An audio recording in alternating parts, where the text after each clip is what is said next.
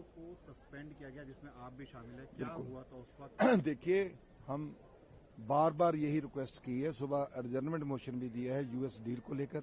उसके बाद राहुल गांधी जी का जो प्रेसिडेंट स्पीच के ऊपर भाषण था, उसमें उन्होंने इस देश की सिक्योरिटी की चिंता जाहिर की, जो चाइना कर रहा है हमारे देश के साथ।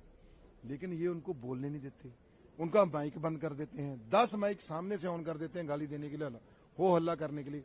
उसके बाद ये कहते हैं ये आप बोल ही नहीं सकते, यहाँ कोई किताब को आप कोट नहीं कर सकते। तो जो पीएम साहब जितने भी इनके नेता हैं, जब श्री पंडित जवाहरलाल नेहरू जी को जब गाली देते हैं तो ये कोट कर करके देते हैं किताब में, तब तो कभी इनको किसी ने नहीं रोका। अब देश की सिक्योरिटी का सवाल है, चलो हो सकता आप सही हो, पार्लियामेंट में आके बोलो ना, अब बोलने तो दो ना। अब बोलने नहीं देते, एक स्पीकर हमारा, एक माइक ऑन होता है एलओपी का, उनके 10, फिर ये माइक बंद हो जाता है, उनकी आवाज बाहर नहीं जाती। क्या ये मतलब ये क्या चाहते हैं देश के लिए? जो पक्षता मुद्दे उठाता है। अब यूएस डील हुई है, पहले हम सुनते थे राष्ट्रीय पक्षी, राष्ट्रीय एनिमल जैसे चीता है, मोर है, अब एक राष्ट्रीय मित्र भी हमारे गले पड़ गया है।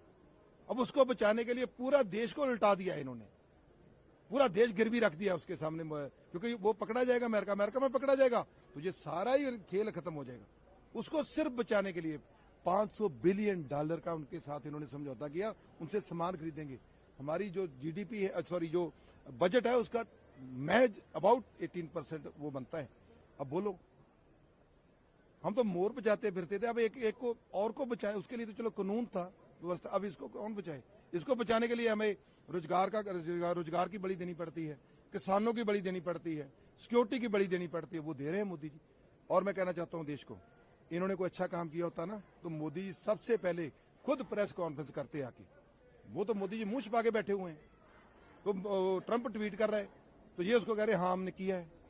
आओ ना बार आके देश को बोलो, कैसे आपने देश का किसान का विषय बेचा है। यही सदन था जहां खड़ा होकर मोदी जी ने बोला था मैं टैरिफ के ऊपर झुकूंगा नहीं, मैं अपने किसान का हक नहीं मरवा सकता। अब कहां गया वो? अभी तो 6 महीने नहीं गुजरे, अब तो 3-4 महीने में लुढ़क गए। कृपा करके ये मित्र को बचाने के लिए पूरे देश को खतरे में डाल रहे हो, ये मत करो। डालना तो जवाब दो सदन में आके। सदन में जो हुआ आपको लगता है कि ठीक हुआ? देखो भाई, जहां तो कॉम्प्रोमाइज करेंगे, जहां तो फिर ये होगा, ये इनके साथ तो नहीं चल सकते कि ये लिख के दें हमें, तो वही बोले जो ये देंगे डायरेक्शन भी ये बोलो। हाँ, कोई अभद्र भाषा है, हम सजा लेने के लिए तैयार हैं। लेकिन जब डिस्कशन में आप बोलोगे कि ये नहीं आप बोल सकते, इसको आप कोड नहीं कर सकते, इसको नहीं कर सकते, किसी संत महात्मा की बात नहीं कर सकते, किसी कवि की बात नहीं कर सकते, तो कैसे करोगे जी? ये तो अन्ना लानी हुई डिक्टेटरशिप है। फिर सारे गुसारों को पकड़ के जेल में डाल दो, खत्म करो, बैठे रहो, चलाते रहो देश को, बोलते जाओ जो बोलना है। यानी आपकी कोई गलती नहीं, तो क्या चाहिए? बिल्कुल, देखो गलती पहले वो सुधारे जो, देखो हमने कोई गलती की होगी, हम उसकी सजा के हकदार हैं। लेकिन जो इनकी गलती, जो देश को सजा दे रहे हैं, जो मित्र के बचाने के लिए पूरे देश की सजा दे रहे हैं, उसका हकदार, उसकी गलती का हकदार कौन है? उसको सजा कौन देगा? वो इतिहास का भी पन्ने का हिस्सा नहीं बनना चाहते। हाउस में आओ ना, डिबेट करो।